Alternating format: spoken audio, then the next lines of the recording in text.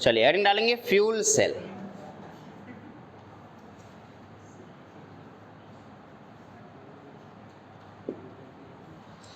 Fuel cell देखो ध्यान से सुनना, इस फ्यूल सेल में से एक सेल सबसे पहले अपोलो मिशन सुना है, स्पेसक्राफ्ट बनाया गया था। तो अपोलो स्पेसक्राफ्ट में सबसे पहले फ्यूल सेल का H2O2 फ्यूल सेल यूज किया गया था। अब फ्यूल सेल पहले होता क्या है इसको देखते हैं। देखो नॉर्मली हम किसी भी चीज़ को जलाते हैं तो उस प्रोसेस को कंबशन बोलते हैं, यही होता है ना।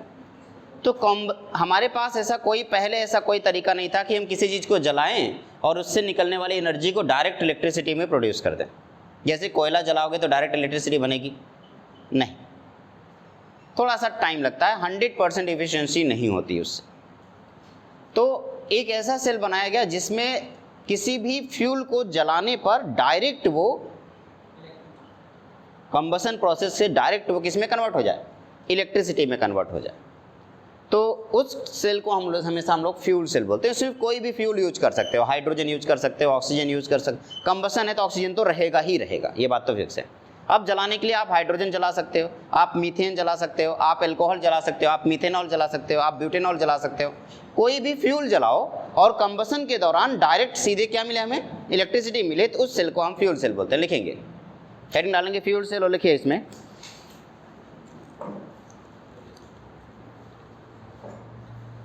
galvanic cell that are designed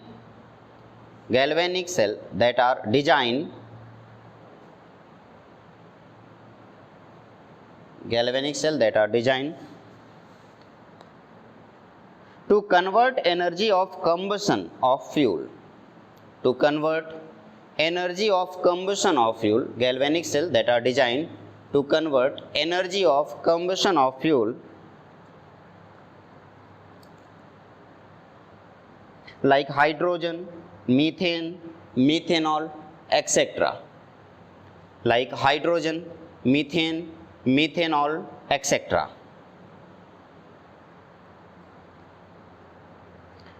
Directly into electrical energy. Directly into electrical energy.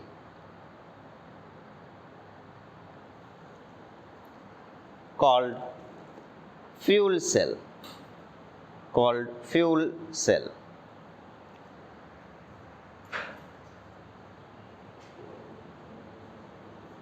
Next note point. One important fuel cell is H2O2 fuel cell.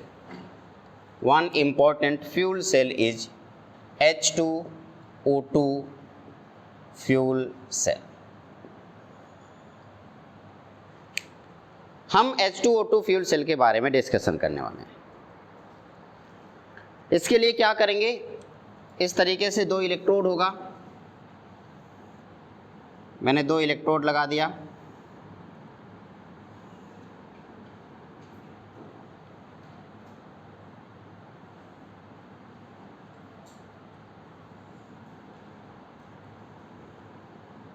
इस तरीके से मैंने 2 इलेक्ट्रोड बना दिया। एक कैथोड है और एक एनोड। तो जल्दी से मुझे बताओ, क्या अभी मैंने लिखवाया गैल्वेनिक सेल? तो अगर गैल्वेनिक सेल है तो कैथोड पॉजिटिव होगा या नेगेटिव होगा? तो कैथोड हो गया पॉजिटिव, और एनोड कैसा होगा? अब नेगेटिव की तरफ कौन आएगा, ऑक्सीजन या हाइड्रोजन? सोच के बताओ, नेगेटिव की तरफ कौन आएगा? हाइड्रोजन। और पॉजिटिव की तरफ कौन आएगा? इस तरफ से मैंने ऑक्सीजन इंटर कराया O2 और इस तरफ से मैंने हाइड्रोजन इंटर कराया, क्योंकि हाइड्रोजन H2O2 फ्यूल सेल का सिंपल सा मतलब है कि हाइड्रोजन को जलाया जा रहा है। हम हाइड्रोजन क्या कर रहे हैं? जला रहे हैं। इसलिए H2O2 फ्यूल सेल को हम हाइड्रोजन का बर्निंग ऑफ हाइड्रोजन बोलते हैं। अच्छा, तो ये हो गया H2 और ये हो गया O2। यहाँ पे इलेक्ट्रोलाइट है,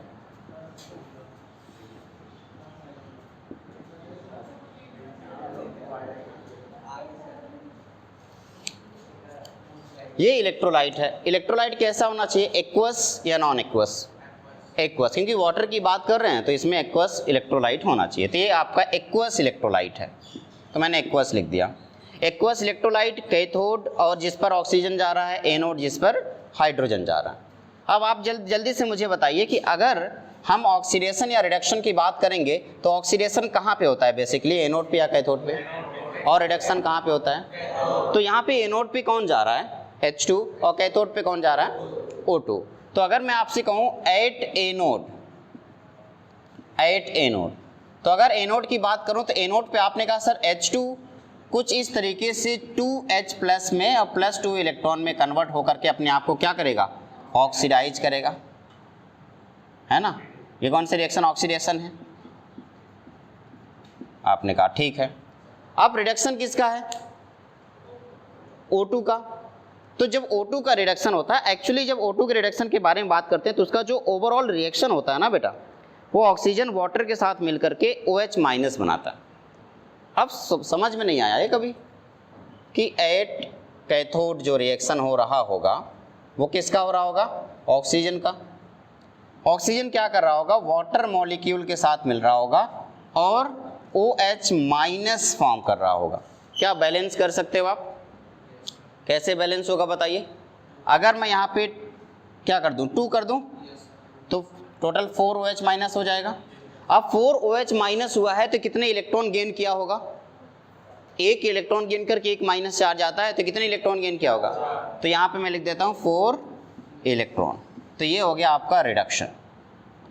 तो यहाँ पे हमने रिडक्शन भी देख लिया और ऑक्सीडेशन भी देख लिया। क्या ओवरऑल रिएक्शन बता सकते हो,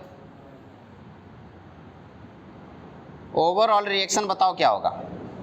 ये दो अब यहाँ पे इसको मल्टीप्लाई, अगर हमें ऐड करना है तो क्या करना होगा, इसको 2 से मल्टीप्लाई करना होगा। 2 यहाँ पे 4H+ और यहाँ पे क्या आ जाएगा, 4 इलेक्ट्रॉन। अब ये कैंसल आउट हो जाएगा, क्या आ जाएगा बेटा, 2H2 + O2।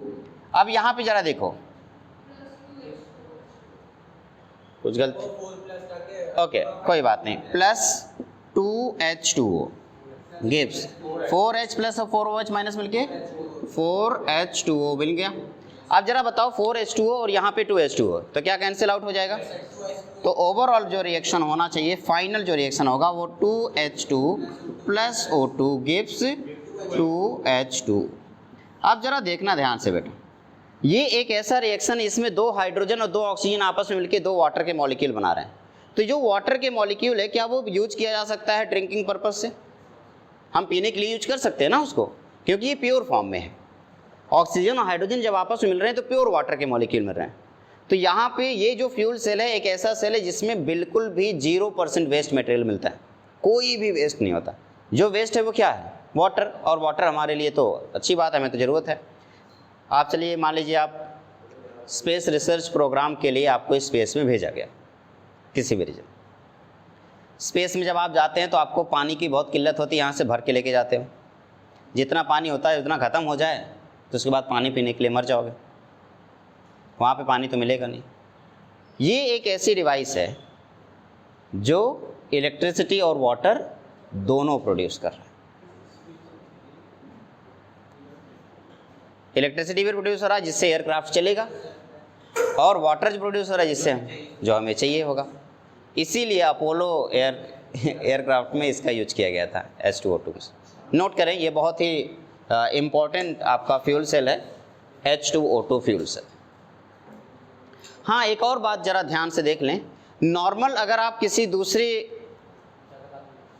इलेक्ट्रिसिटी प्रोड्यूस करने वाले किसी दूसरे प्लांट की बात करिए, जैसे थर्मल पावर प्लांट की बात करेंगे जिससे इलेक्ट्रिसिटी मिलती है, उसकी इफिशियंसी सिर्फ 40% है, सिर्फ 40%, लेकिन इसकी इफिशियंसी 70%।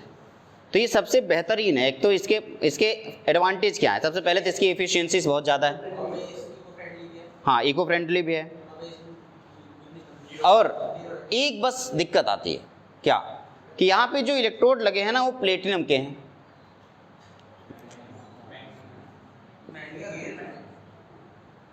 तो प्लेटिनम तो बहुत महंगा है